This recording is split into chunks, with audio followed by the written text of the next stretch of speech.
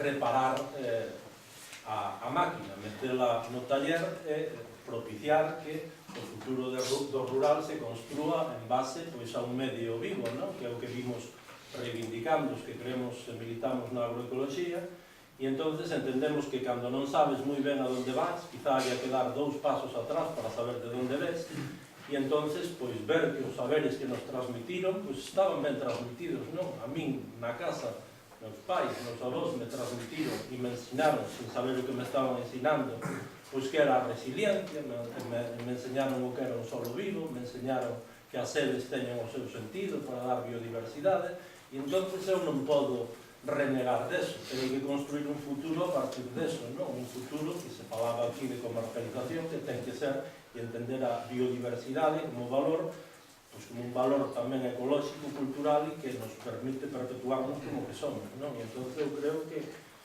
esa é parte da solución, saber quen somos e de onde vivimos.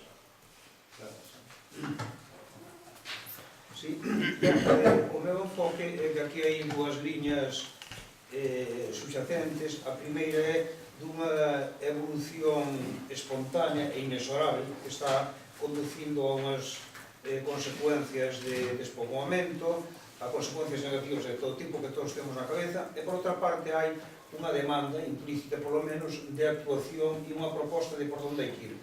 Estas dúas cousas teñen nome claramente. A primeira cousa da espontaneidade e a evolución chamase mercado, e a segunda de que facer chamase política. Entón o asunto é que o mercado está actuando dunha maneira incansable, que por outra parte é a súa función, e a política non cumpre a súa función. Non temos política, pero o mercado non para un solo momento. Dadas estas circunstancias, o problema é que política para os problemas que creou o mercado, é dicir, a historia, podemos chamar de dúas maneiras. A política, evidentemente, pasa primeiro por un magno problema que ten múltiples facetas, se chama ordenación do territorio. O concepto é antigo, pero está de plena actualidade. A ordenación do territorio é plantear todo, por exemplo, cantas diputacións sobran en Galicia, seguramente as 4, cantos concellos sobran en Galicia, seguramente a mitade, e como hai que reespecializar a terra, dado que pasamos dun policultivo de subsistencia onde cada parroquia producía para consumir e vender algún excedente, a un lugar onde estamos integrados nun mercado local onde o que manda é o supermercado. Por lo tanto, primeiro problema, organizar o territorio. E iso non hai ninguna dúda de que hai que facelo. Se nós non organizamos o territorio, o organizará o mercado, e xa está organizando. E aquí hai moitas intervencións que están falando de os problemas de unha organización do mercado, unha non organización política. A segunda cuestión é que para calquer tipo de actuación política, para calquer tipo de actuación sobre o sistema, fai falta naturalmente mobilizar os recursos e mobilizar a cidadanía, as conciencias, as dúas cousas. O primeiro tropeza con un problema básico que é como mobilizar os bens, o que se chamaba en teoría económica a terra, é dicir, os recursos naturais, e outro nacionalizar o traballo, tamén en teoría económica. Por lo tanto, como casar estas dúas cousas? O problema da mobilización da terra é de unha tremenda necesidade. Dun punto de vista económico, eu podo dicirvos, calquera que teña calquer mínima noción de economía, de que o valor en renta, é dicir, non o que di a xente que vale unha hectárea de terra, sino o que produce esa hectárea ou pode producir descontado a un determinado tipo de xuro, que é o que se chama valor en renta, non é cero, é negativo. É negativo porque neste momento a terra de Galicia está ás esteiras e está a mimosas, a non ser que se limpe. Por lo tanto, ten un valor negativo. Dado que ten un valor negativo, o evidente que hai que facer desde a instancia política é poñelo ao mercado. Como poñelo ao mercado? Non vou entrar nesto, se temos ocasión entrarei máis adiante, en forma de posta en común en usos cooperativos nas áreas de monte, nas áreas forestales, é posta en circulación, que non é propiedade, mediante unha socialización dos usos, mediante arrendamentos a longo plazo, protegidos e organizados polos poderes públicos. Esta é a maneira de mobilizar a terra, é unha especie de nova desamortización que hai que facer en forma moderna. E dito isto, eu debo dicir que a orientación que debe ter isto é inevitablemente o mercado. Inevitablemente. O mercado é unha institución social creado pola sociedade en miles de anos, non hai outra mellor, ainda que hai que frenalo porque é peligroso, pero non ten alternativa. Por lo tanto, ou producimos por o mercado ou a xente que vive na terra son simplemente empregados públicos de Disneylandia en que se converterá Galicia, pero ten que pagar o poder público. Se nós queremos que a xente viva da terra, debe convivir co mercado. E isto é o problema político. Bueno, é moi breve. Bueno, eu creo que está claro que os mapas de Galicia teñen moitas cores e que Galicia é diversa e, por tanto, tamén ten que ter distintas posibilidades. Non penso que si as ten ante os problemas actuais e as incertezas do futuro, así que é moi complexa, pero penso que hai que empezar por darle valor ao rural, tratar de optimizar os recursos propios. Desde a universidade, que somos a maioría de dela, penso que é unha asignatura pendente a transferencia de coñecemento. É algo no que temos que insistir. Bueno, esto empezaba con de onde vimos, donde estamos e a donde vamos. Ramón nos explicou bastante ben de onde vimos. Sempre eu digo que efectivamente temos unha visión, daí cada unha a súa idea. Donde estamos podía ser o aquí e agora que decía Hasley, ¿no? A donde vamos, pois podía ser que é o rural. A definición de rural en ordenación de territorio é sencilla, o que non é urbano. É dicir, defínese por exclusión. E ademais defínese por exclusión porque está condenado a ser urbano, é dirixido desde o urbano, porque a cidade é a que penetra precisamente. Asimov, un gran soñador de ciencia ficción, nos pintou un mapa, un mundo futuro, que chamaba Trantor, donde o único terra que quedaba libre era o xardín do emperador, e o resto non había. É dicir, cal é o futuro do rural? O futuro do rural é o que ten que ver, que vai a ter bastante que ver co desenrolo da historia do que nos pase. Vai a ser diferente se entramos na Terceira Guerra Mundial de se non entramos, vai a ser diferente. Pero se nós pensamos normalmente o que pode ocurrir, eu son partidario que decía Sal, estamos no mundo que estamos no mundo do mercado, estamos no mundo donde realmente estamos en un filisterre. Non decía eu solo, como decía Ramón, mirar para Europa, mirar para o mundo. O mundo vamos a ser un montón de habitantes na Terra, que van a demandar un montón de comida, que xa non temos madeira para atender as necesidades actuais, que o 40% da madeira que se vai a necesitar daqui a 20 anos non existe, que o fósforo vai a desaparecer como produto de materia prima. Por tanto, evidentemente, estamos en unha situación moi complexa. E para mí, o ideal é, pois teremos que mirar cales son os nosos recursos. E para mí os recursos son fáciles, os naturales, aire, agua, solo, biota. E podemos añadir un recurso, o recurso humano e o recurso de conhecimento. Para mí o importante é poner o conhecimento en acción. Bueno, vou a ser así moi esquemática porque me pone moi seria a amenaza de Eduardo iniciar. Entón, vou apuntar 4 puntos. Primeiro, que é unha crítica, polo menos as discusións nas que participei eu e da que eu tamén son responsable porque tamén orientei así a discusión. Quer dizer que aquí tendemos a contemplar o medio rural como un contenedor de actividades agrarias e xa non é así. Quer dizer, hoxe en día o medio rural é outra cousa e hai moito máis que actividade agraria. Eso por un lado. Por outro lado, falamos do medio rural galego como se fora algo homoxéneo. Existen moitísimos rurales con realidades moi diversas e, por tanto, existen solucións moi diversas para cada un deles. Terceiro elemento, parece que hai un discurso así, se realmente é aceptado, por lo menos entre a academia, da necesidade de avanzar no desenvolvemento das áreas rurales, de remunerar os agricultores polas funcións ambientais, pero atese que eu sosteño que ese é un discurso que está aceptado na academia, pero non está aceptado socialmente, ni siquiera está discutido. E na medida en que non está aceptado socialmente, tampouco está na senda política.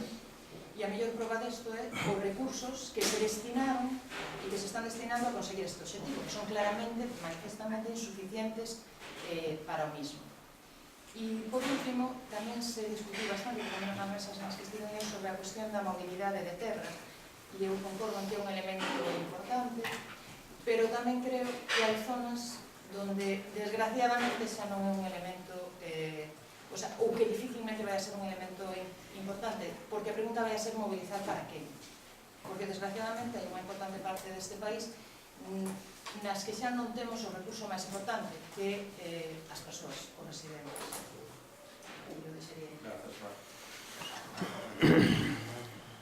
Dous ou tres ideas.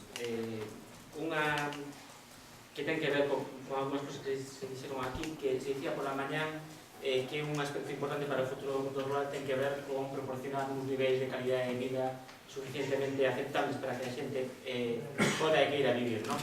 A pregunta para min é os que non vivimos no mundo rural que estamos dispostos a sacrificar o noso benestar para que algunha outra xente poida vivir mellor, non? Porque eso funciona moitas veces no discurso e poucas veces na práctica, non? Outra idea para min dos debates ten que ver co modelo productivo coa unha sensación, por lo menos na miña parte, de que o modelo productivo de industrialización da agricultura ou revolución verde é un modelo históricamente ata certo punto irreversible. Teríamos que aprender que algúns dos elementos dese modelo parece que hai un certo consenso en que poden ter algo positivo. Por exemplo, hai tecnoloxías de revolución verde que son aforradoras de traballo e, polo tanto, poden contribuir a mellorar a calidad de vida. Ou parece tamén que funcionou bastante nos debates que é inviable seguir con o tipo de tamaño de explotacións que temos, non? A concentración e a ampliación das explotacións que é típico da revolución verde podería ter aspectos positivos, non? Dito isto, os cambios producíronse en perspectiva histórica moi rápido, nos últimos 50 anos unha velocidade e unha intensidade moi forte, e o mellor, eu teño un pouco unha sensación de transición ou de fin de modelo, temos que ver que dese modelo é aproveitable e que é inviable. Temos que facer un balance e temos que aprender desa experiencia, non? Parece que hai cousas que son inviables a nivel ambiental, a nivel de custos sociais, e que se fixeron, por exemplo, a motomecanización, uns costes económicos e unha autoexplotación dos propios labregos moi significativa. E por último, tive un pouco unha sensación, ainda que sei que esta non era a intención do que a rede organiza, un pouco a sensación típica do mundo académico de enxeñería social, non? De demiurxia, non? Sei que a idea é escoitar tamén os propios protagonistas, hai moitas veces aquí nestas intervencións, pero preocúpame ata certo punto que capacidade de articulación do discurso van ter estes protagonistas a causa dos propios cambios históricos tan acelerados que viviu ese mundo rural. É dicir, nós queremos que sexan interlocutores, pero quen vai ser o interlocutor de abaixo a arriba do mundo rural, non? Esa sería a minha. Sí. A ver, algunhas ideas tamén moi esquemáticas, máis que nada para poner en riba da mesa máis argumentos para ter en conta. En primeiro lugar, eu resaltaría a necesidade de fuxir de todo tipo de esencialismos. Isto é importante a hora de tratar con estes temas. En particular, para tratar con un dos problemas que eu resaltaría, que estamos aquí afrontando de diferentes puntos de vista, hai que insistir en ele, que é realmente o problema de como mobilizar coñecemento. Todo coñecemento bello, os vivos, o coñecemento técnico, científico, o que estamos a facer o que ainda non coñecemos, non? É dicir, o coñecemento de todos os actores para contribuir precisamente a esta evolución do sistema rural hacia un futuro asentado. A mobilización deste conhecimento, para min, creo que toma a forma, máis ou menos, de modular ou definir unha especie de saber agroecolóxico, entendendo por tal, un saber que sea coherente, que sea congruente ca terra, para un mundo posagrario, un mundo no que, evidentemente, vai a seguir sendo necesario producir bens no agro, pero tamén se van a producir outros moitos bens que non son só os agrarios tradicionales.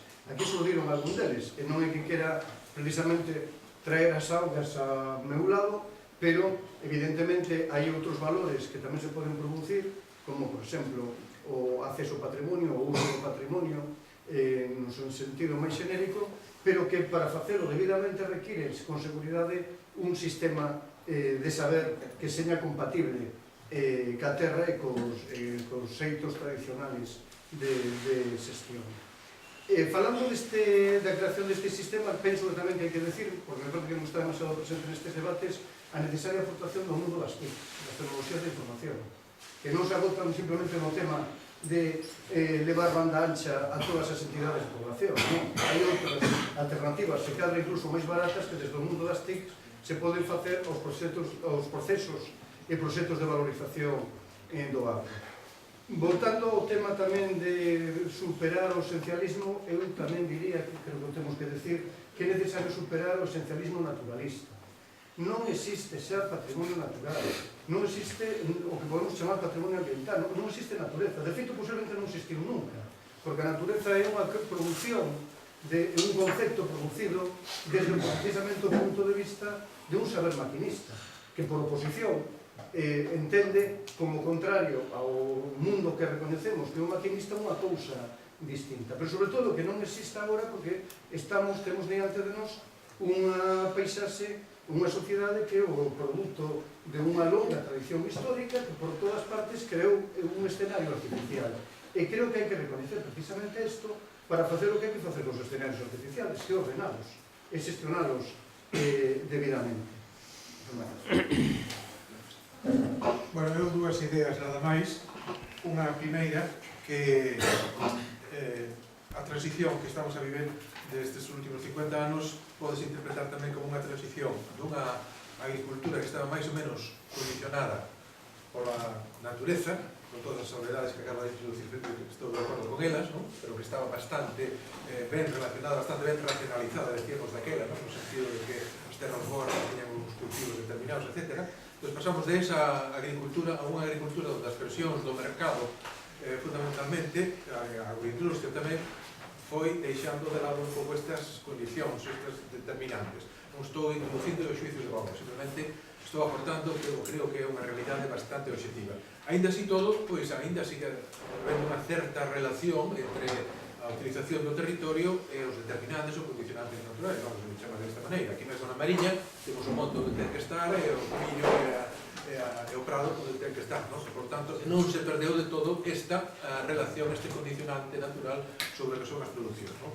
Pero, probablemente, a concurrencia de diferentes usos que vai haber no futuro, que creo que nisso estamos todos moi de acordo, algúns deles probablemente van a ter que volver ou respetar de unha maneira moi singular estas determinantes ou condicionantes da natureza. E creo que, en general, todos os usos ten o mínimo un certo respeto por estas cuestións. Esta sería a primeira idea. A segunda, e a última, que vai ser unha especie de corolario do anterior, é que se vai haber usos concurrentes, eu creo que deberíamos, ou deberíase chegar, sin caer no arbitrismo, porque é unha idea que tampouco me interesa, a establecer prioridades. Esta palabra ata agora non se falou dela, pero creo que é importante chegar a establecer prioridades de uso, porque é a única maneira de ordenar.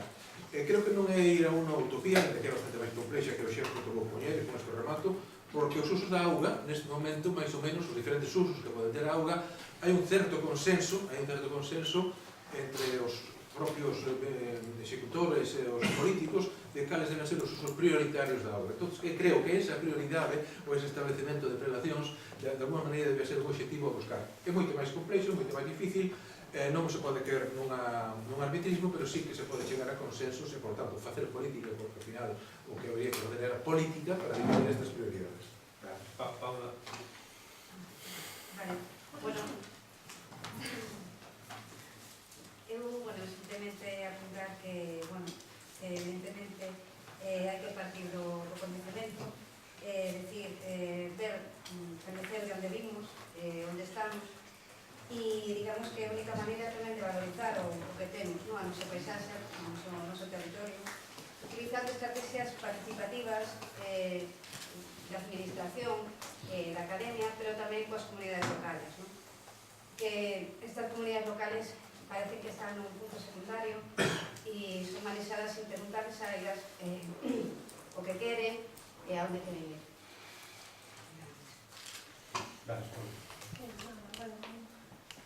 Añadir un punto positivo, non? Que parece que está claro que estamos nun punto de crise, non hai como as crisis para renovarse, para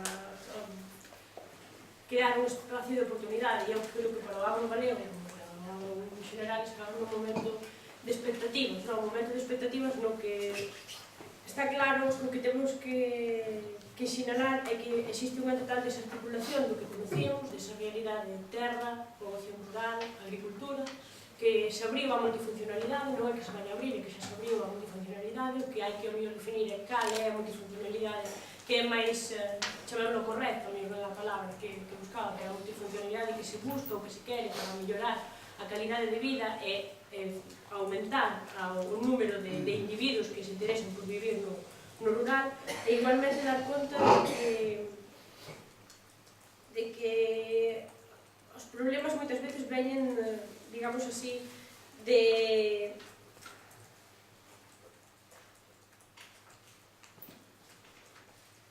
certamente non sei como dicir, de non saber xestionar, non saber ao mellor entender a relación que existe entre cuestións como identidade, cuestións como a xestión da terra e cuestións como a propiedade de terra. Definir a competitividade que existe entre estas realidades pode ser o punto de partida para un novo rural. Sí, bueno, tamén brevemente. Eu creo que temos que, penso, que ter moito cuidado cando olhamos hacia o mundo rural, velo como un mundo aparte, como unha unidade en si mesmo. Pois son dos que me apunto a pensar de que estamos nun sistema único, e, por lo tanto, a lectura hai que facela desde un punto de vista interdependiente, desde un punto de vista de unha lectura global. A ocupación, por citar algunhas cousas, a ocupación dispersa e indiscriminada do territorio dende o mundo urbano, creando eses espacios urbanos degradados, etc. Ou o abandono masivo do mundo rural, forzado eso rural, o enfrentamento poblacional, de da dinámica do sistema, non se poden entender se non hai unha lectura interdependiente. Entón, creo que é necesaria unha política de ordenación do territorio no sentido máis amplio e global e integral do termo, como visión de futuro.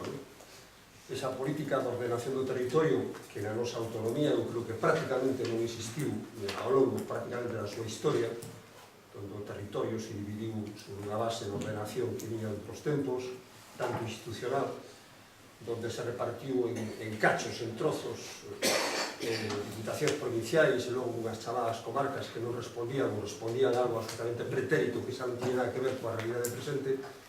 Creo que é necesario, indispensable, lograr esa lectura integrada, esa ordenación do territorio que permita xerarquizar dotacións, equipamentos, servicios, xerarquizar e ordenar usos e facer unha proxección dese tipo. Bueno, o que é todo un tema extraordinario de importancia que está aí e que necesita de respostas e de pensamento e de transformación real. Ligado con eso está o tema de fondo do modelo productivo. Escoitaba mañá, falaba de Miro, dunha realidade, a realidade que compartimos que hoxe ese espacio rural en calquer caso xa non está soportado fundamentalmente por unha actividade productiva agraria. O problema é que non está soportado por ninguna actividade. O problema, penso que fundamentalmente, exagerando e sin matizar, pero o digo a propósito, é que efectivamente o espacio de actividade agraria quedou moi reducido, pero o resto é o abandono, é a desertización, é o desgoberno, esta paisaxe que nos preocupa a todos, donde non se lle ve o futuro. Por lo tanto, eu creo que é fundamental dar resposta a cales son os problemas de algo que tamén decía de Miro, é dicir, bueno, hasta agora o modelo productivo e a economía cumplía unha función, garantizar un nivel de rentas, función imprescindible, o que non valorice o mercado, non sabemos quen o pode valorizar, non hai que ter moito cuidado. Temos que construir espacios, construir o mundo e construir actividades que sexan valorizadas no mercado, porque deso depende a subsistencia real e efectiva desa poboación que na medida en que non consigue esa retribución a ten que buscar onde ser, en outras actividades, lonxe do espacio rural, que é o que nos ven suceder. Entón, valorización polo mercado en calquer caso. E se non, a valorización ten que ser, decimos, a través da transferencia do sector público. Pero, ollo, porque eso en extremo nos pode levar a unha situación impensable, imposible, e probablemente non óptima, que na economía un espacio totalmente dependiente e subsidiado.